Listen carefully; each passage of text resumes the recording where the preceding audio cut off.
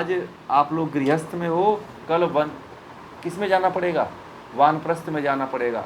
तो पहले से तय करके रखो आपकी। मुझे तो भैया 50 साल के बाद अपने बच्चों से कहते रहो कि मैं बहुत तुम्हारे दिन पास रहने वाली नहीं हूँ। 50 साल के बाद मेरा रास्ता अलग, तुम्हारा रास्ता अलग।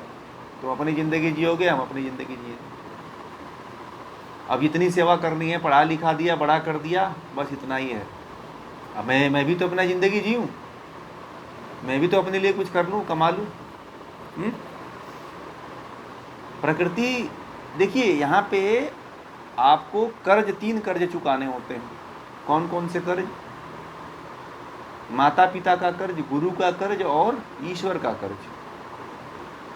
तो माता पिता के कर्ज को चुकाने के लिए संतान की उत्पत्ति करनी पड़ती है। तो संतान की बस उत्पत्ति हो गई, पालन पोषण कर दीजिए, पढ़ा लिखा दीजिए, शादी विवाह कर दीजिए, बस इतना ही आपका कर्तव्य है। और आप क्या समझ लेते हो कि अब जब तक बच्चे का बच्चा नहीं होता है तब तक मैं उसका पीछा नहीं छोड़ूंगा। अब जैसे भूमिता जी ने कहा कि ज़िंदगी काटेंगे, काटना पड़ेगा ना, लंबी हो जाएगी तो कोई ज़रूरी है कि बहू और बेटे के पास काटिए? आगे जाइए भाई, आपका और कहीं आपको कोई बुला रहा है,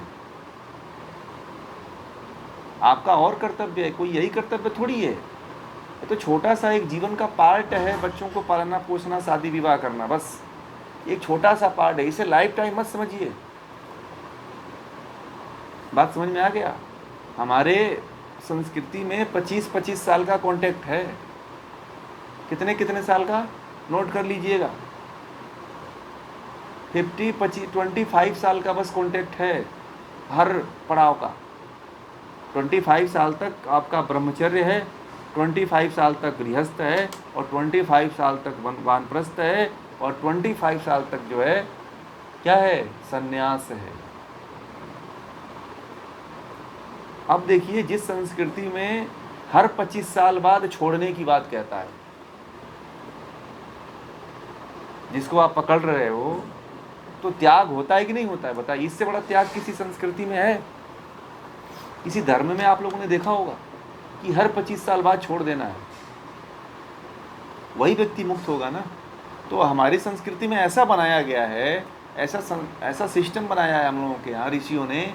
हम लोग बड़े सौभाग्यशाली हैं कि ऋषियों ने एक ऐसा सिस्टम बनाया है कि उस रास्ते पे यदि चलते हैं तो प्रकृति अपने आप अलग हो जाएगी। ठीक है? परंतु हम लोग क्या है, हम लोग पूरा लाइफ काटते हैं। जैसे भूमिता जी ने कहा कि जिंदगी काटना पड़ेगा।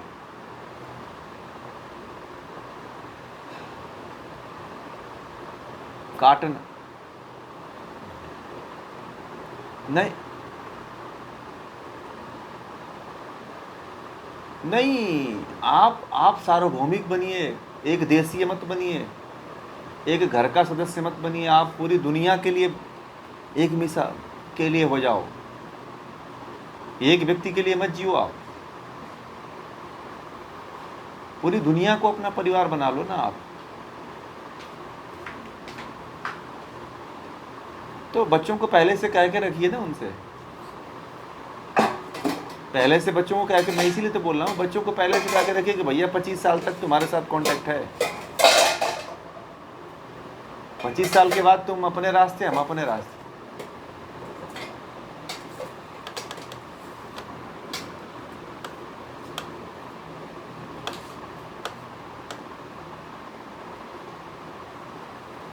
नहीं, अगर आप इस तरह से यही तो माया फिर आ जाएगी ना। फिर तो माया में फंस गए आप।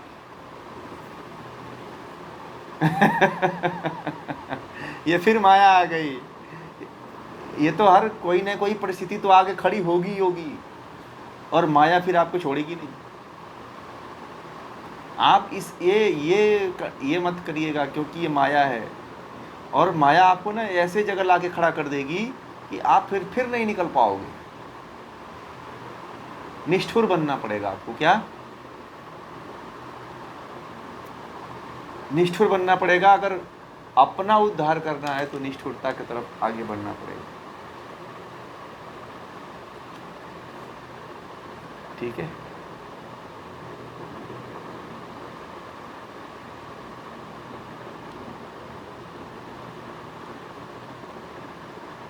आपको तो 25 साल के बाद शादी करके बच्चे पैदा हो जाएं तब।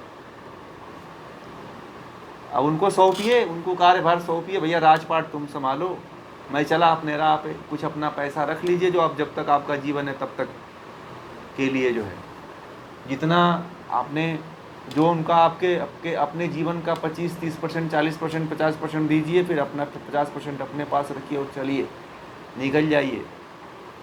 ठीक है, आप अपने जीवन को अपने अनुसार जीना शुरू कर दीजिए। ठीक है, मोह माया ममता को बस वहीं पे तिलांजलि दीजिए। ये है हमारे यहाँ 4 आश्रम, ब्रह्मचर्य, वानप्रस्थ, गृहस्थ, वानप्रस्थ और संन्यास।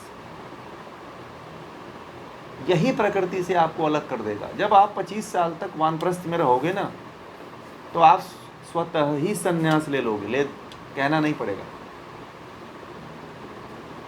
और जो मर रहे हैं लोग ना, जो घर पे बैठे बैठे मर रहे हैं, हार्ट अटैक से मर रहे हैं, ये इसी कारण मर रहे हैं। अगर घर से निकल के, मैं ऐसे ऐसे वानप्रस्थी लोगों को जानता हूँ, 50 साल पूरा हुआ, अपने बच्चों को अपना सारा कार्यभार सौंप करके घर से निकल गए, और आज उनको 80 साल हो गए, 90 साल हो गए, जिंदा हैं, कोई बीमारी नहीं, और दिन भर चलते रहते हैं, सुबह से शाम तक चलते रहते हैं। सुबह 4 बजे उठते हैं, रात को 10 बजे सोते हैं। ऐसा उनका एकदम बिजी शेड्यूल है। जो हम लोगों का बिजी शेड्यूल योग महोत्सव में था ना, वैसे ही शेड्यूल आप लोगों के जीवन का होना चाहिए। फिर देखो देखो कैसे मौत आती है, मौत भी आएगी तो देख के लौट जाएगी कि अरे इसके पास मत जाओ।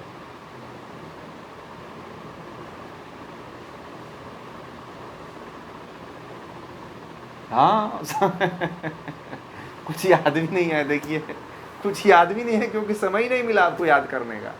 ऐसा शेड्यूल अगर बन गया तो आपके पास टाइम ही नहीं है कि घर के पे कुछ लोग फ़ोन भी नहीं कर पाए हैं। 3 दिन ऐसा शेड्यूल हमने बनाया था कि 3 दिन में कोई फ़ोन भी नहीं कर पाया कि चलो फ़ोन कर ले, समय ही नहीं मिला। खाना खाने का समय मिलता था, खाते ही टाइम हो जाती थी दूसरे शेड्यूल की।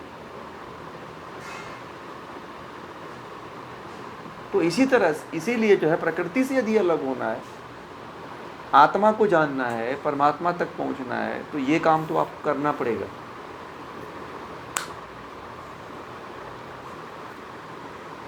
आज ही से मन बना लीजिए आप लोग। मैं बार बार कहता हूं, आज से मन बनाइए, तैयारी आज से करिए। अब मुक्त होना चाहते हैं कि नहीं होना चाहते हैं, पहले ये बताइए।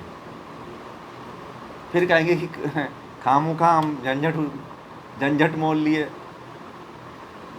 ऐसा मत कहिएगा कि अब उन्होंने मुझे दिलवा दिया, समस्या हमको झेलनी पड़ रही है जिस रास्ते पे आप चल रहे हो ना, इस रास्ते पे बहुत बड़ी कठिनाइयाँ होंगी। भगवान राम के जीवन में जिस तरह से कठिनाइयाँ आई थी 14 साल वनवास में, उसी तरह से आपके जीवन में बहुत कठिनाइयाँ भी आएंगी और बहुत से सफलताएं भी मिलेगी। ठीक है, बहुत से उन्नति भी आपकी होगी, और एकदम जैसे कि भट्ठी में पक के कुम्हार के बर्तन पक जाता है, जैसे उसी तरह से पक जाओगे 25 साल में। आप इतना परिपक्व हो जाओगे कि ईश्वर को तो जान ही सकते हो और अपने जन्म को सुधार लोगे।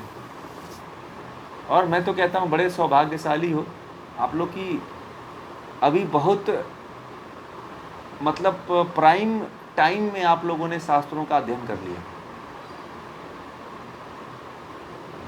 समझ रहे हैं? नहीं तो लोगों को 80 साल 90 साल मृत्यु के करीब पहुंच जाते हैं, लोगों को नसीब ही नहीं होता है।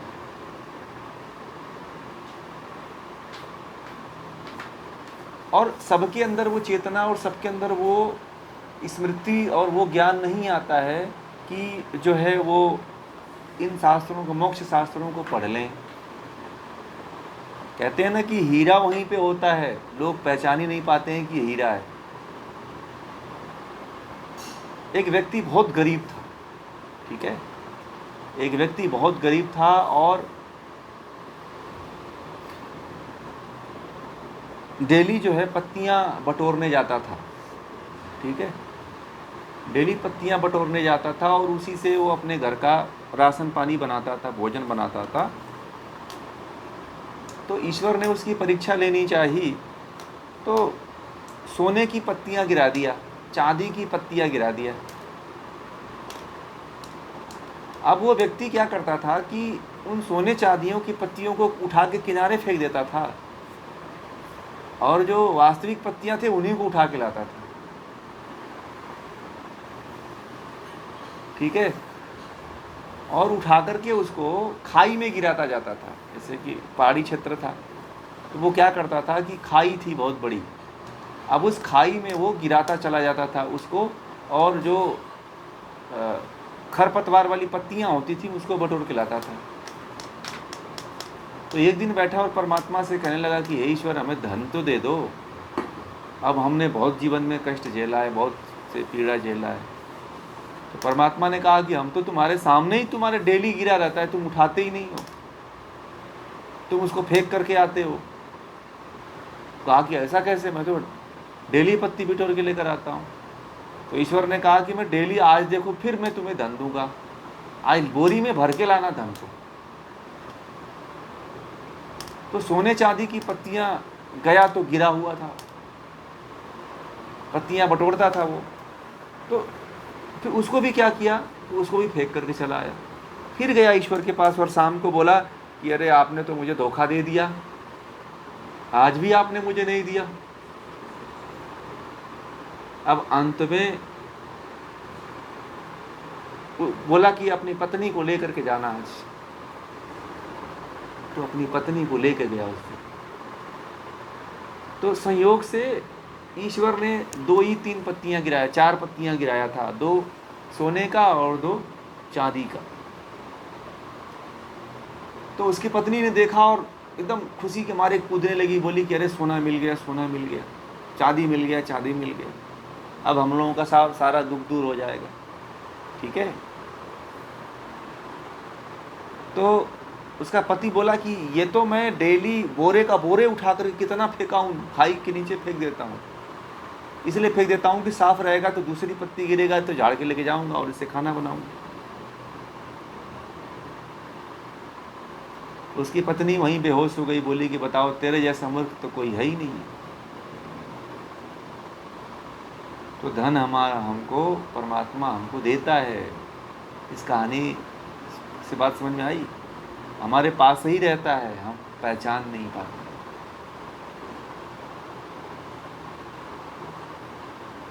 बात समझ में आ गई? उस व्यक्ति की तरह हम लोग भी नहीं पहचान पाते हैं कि हीरा है, ये सोना है, और वो हाथ से निकल जाता है।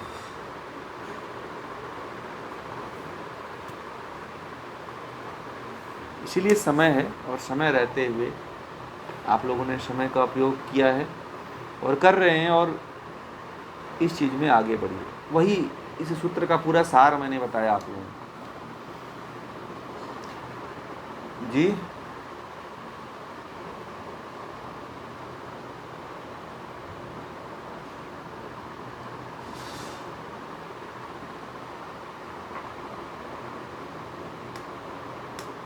चेतना तो आत्मा को कहते हैं, विवेक कह लीजिए। आपका प्रश्न विवेक हो सकता है कि विवेक और है ना। चेतन तो आत्मा है, और चेतना उसको कहते हैं जब आत्मा जागृत अवस्था में रहती है, जब उसके अंदर विवेक रहता है।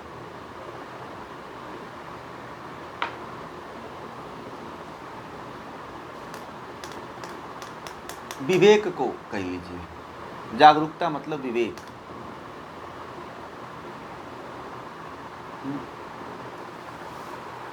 वो एक ही बात तो आई ना कि जब आप प्रकृति को एक देखोगे, बंधन में रहोगे आप, तो दोनों एक साथ नहीं रहेंगे।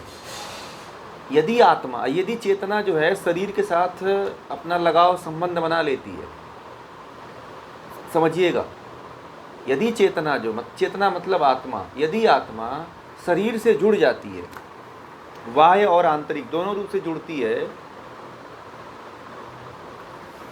ठीक है, तो उसके अंदर जागरूकता यानी कि विवेक नहीं आता है। विवेक वहीं से निकल जाता है।